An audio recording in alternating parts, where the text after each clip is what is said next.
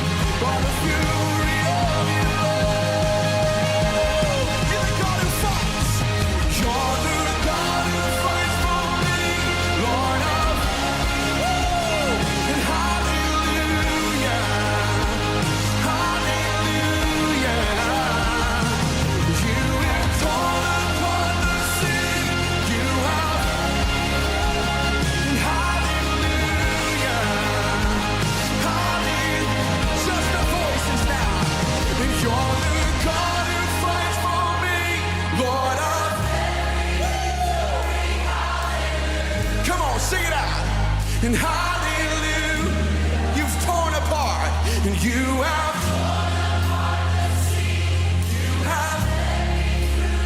and hallelujah, hallelujah.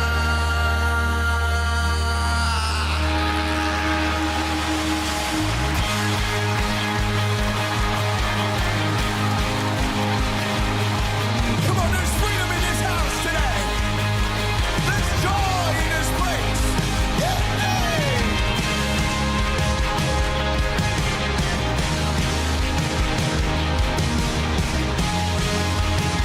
Could you prophesy with me?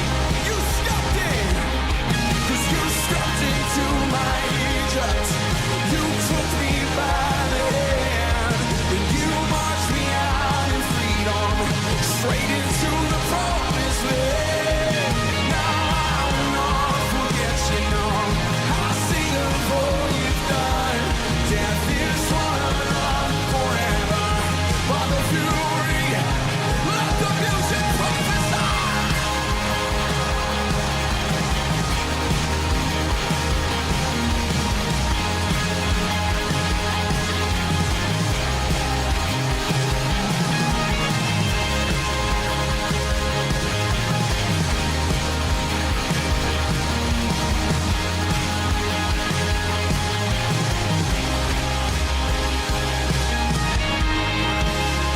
Just lift up mighty shout in this place.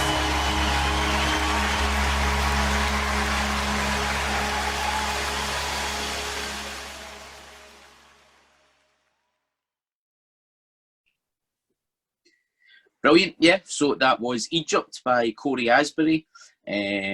So I really love the song. I've been listening to it a lot lately. So just interested, what do you guys think? What you thinking about it, Andrew? Is it a thumbs up, a thumbs down? It's a strong thumbs up, and yeah, I really enjoyed listening to this song. That was unintentional about the thumbs Oh, up. was it? Aye. Yeah, All good, right, thanks. right. Yeah, thanks. Seamless. I really enjoyed the song for a good few reasons, actually. First of all, it's just actually really fun to listen to. Like it,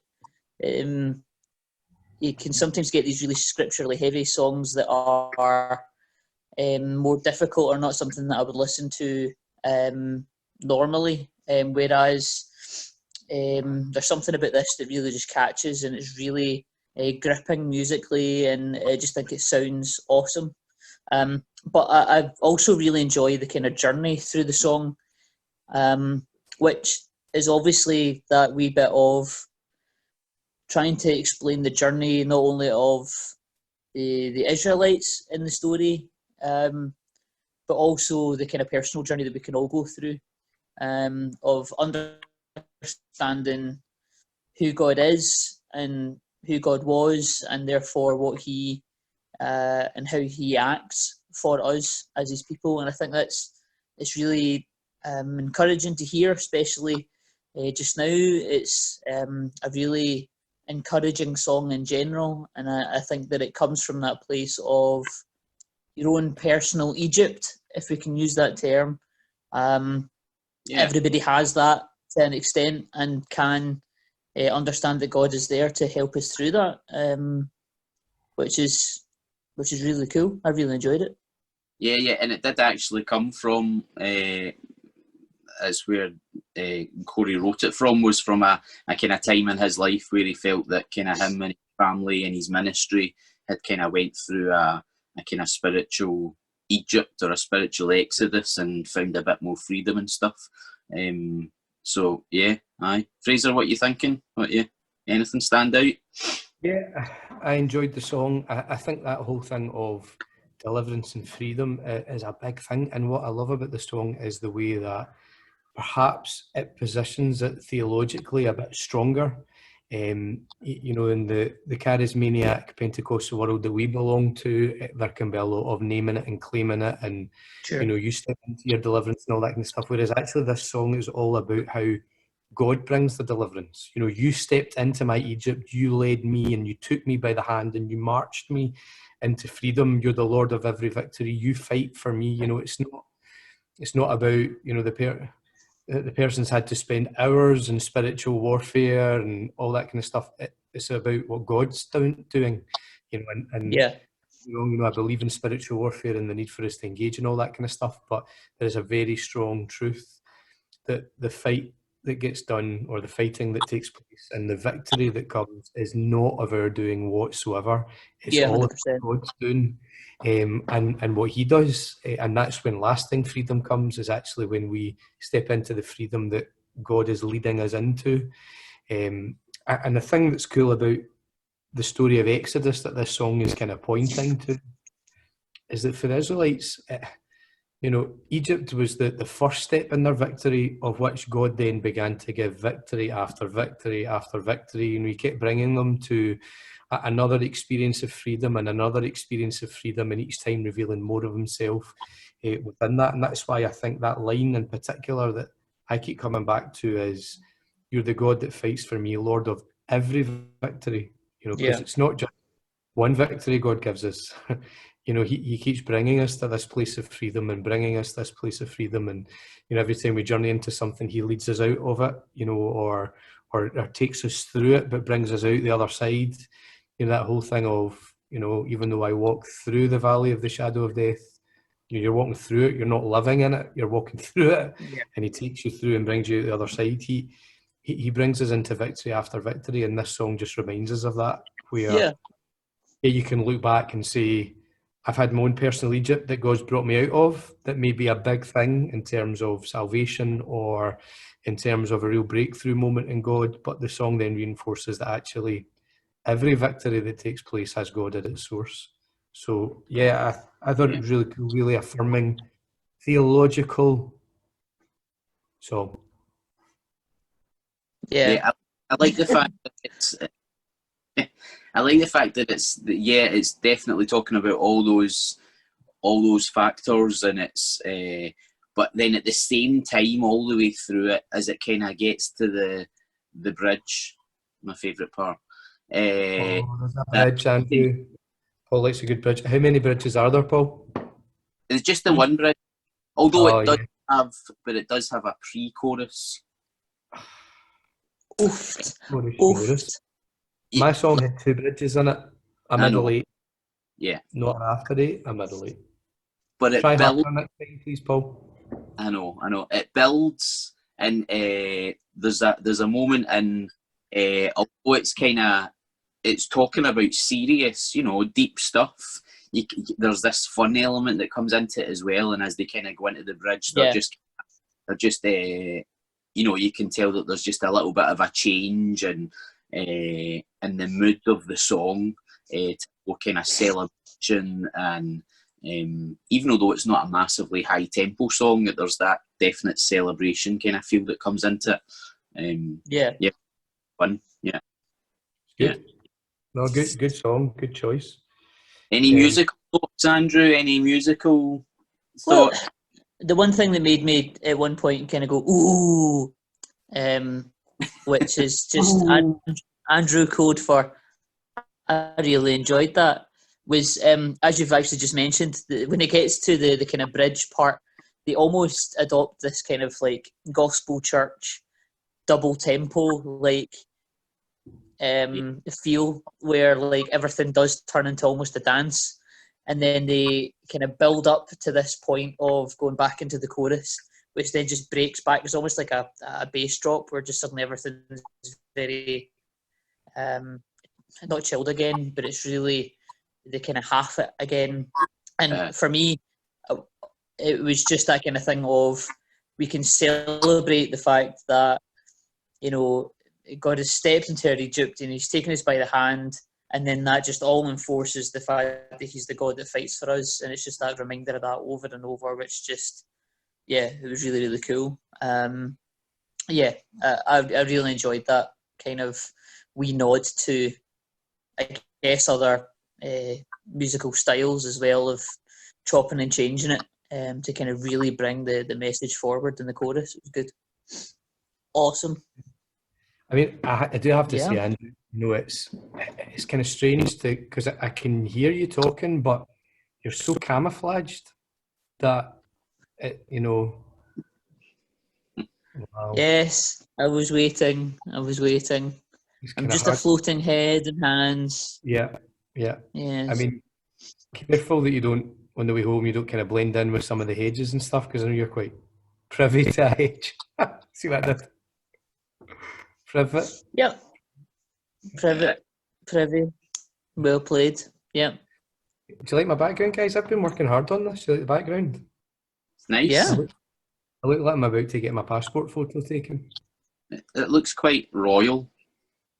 Why, thank you. Yes. I'm sitting next to a window, and obviously the sun's just coming. That whole thing, the sun shines on the righteous. So, But the just question is, uh-huh. do you have a mug that matches your background? I don't. Wow, you're all about the dots. All about the polka dots. Okay. So this video is going south quite quick. I think maybe we should. Just end it there, yeah?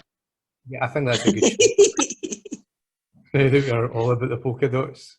So does this mean then Andrew's going to bring a song next time? Yes, it does. It does. Yeah. Are you going to sing it live? No. No. Okay. I think I'm going to set you a challenge, Paul. My challenge to you is to have a matching top for your mug and your curtains the next time. Every time there's Okay. something else that's got polka dots in it.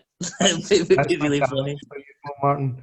If you're committed to this, I you know, could get bringing your song to this one bridge, you know, I could those beard baubles that you get at Christmas time. all right, you're just being ridiculous now. Right, wind this up, Andrew. Take it home. Take it home. This is ridiculous. Take it home. On the note of Paul and his beard baubles, thank you so much for tuning in with us. I hope that you have enjoyed hearing about a new song and get some enjoyment out of this. We are hoping to do this once a week. We are going to try and kind of talk through some new songs. So please stay tuned for next week when we kind of get together to discuss a song. But on that note, we will see you all soon, and I hope you're staying safe, and we'll see you later. Bye-bye. Guys.